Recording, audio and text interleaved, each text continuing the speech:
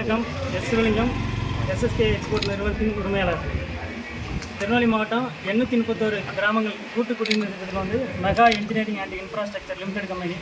அதிலிருந்து சப்கான்ட்ராக்ட் எடுத்து நான் பண்ணியிருந்தேன்.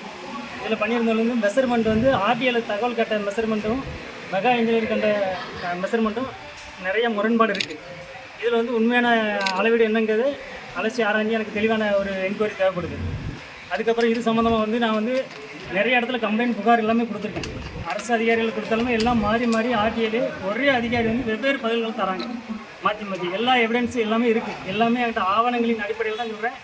எந்த ஒரு தனிநபரையோ நான் சார்ந்தது சொல்லவில்லை. என்கிட்ட இருக்க ஆதாரங்களின் அடிப்படையில் என்கொயரி பண்ணுங்க அப்படின்னு தான் சொல்லியிருக்கேன். இது சம்மந்தமாக தனிப்பட்ட முறையில் விஜிலன்ஸ் என்கொயரிக்கு நான் ஆல்ரெடி மனு கொடுத்துருக்கேன்.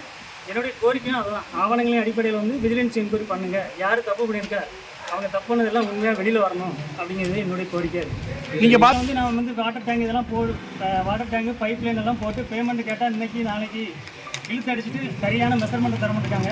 அந்த கம்பெனிலேருந்தே டெர்மினேட் நோட்டீஸ் ஒன்று அனுப்புனாங்க. அதில் ஆக்சுவலாக என் அக்கௌண்ட்டில் வந்தது மொத்தம் 37 லட்ச ரூபான்னு கொடுத்துருக்காங்க. ஆனால் வந்தது வந்து 98 லட்ச ரூபா சொல்கிறேன். இது எல்லாமே எவிடன்ஸ் பக்காவாக என்கிட்ட இருக்குது. என்கிட்ட இருக்க ஆவணங்களை வந்து ஒரே நாள் நான் வெளியிட போகிறதில்லை.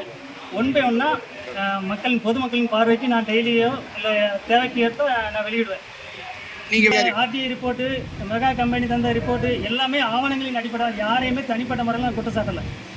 உங்களை மோசடி பண்ணது மெகா இன்ஜினியரிங். அவங்க தான் பில்லு அமௌண்ட் தராமல் இருக்காங்க. அதுக்கு வந்து ஆர்டிஐயில் வந்து எனக்கு மெஷர்மெண்ட் சீட்டு கேட்டால் தர மாட்டாங்க. அந்த கம்பெனிக்கு உடனே அரசு அதிகாரிகள் இருக்கலாமோ ஒரு சந்தேகம் இருக்குது, வலு இருக்குது. ஏன்னா அவங்க தந்திருக்க ஆர்டிஐ ரிப்போர்ட் வச்சு எனக்கு ஒரு டவுட் இருக்குது.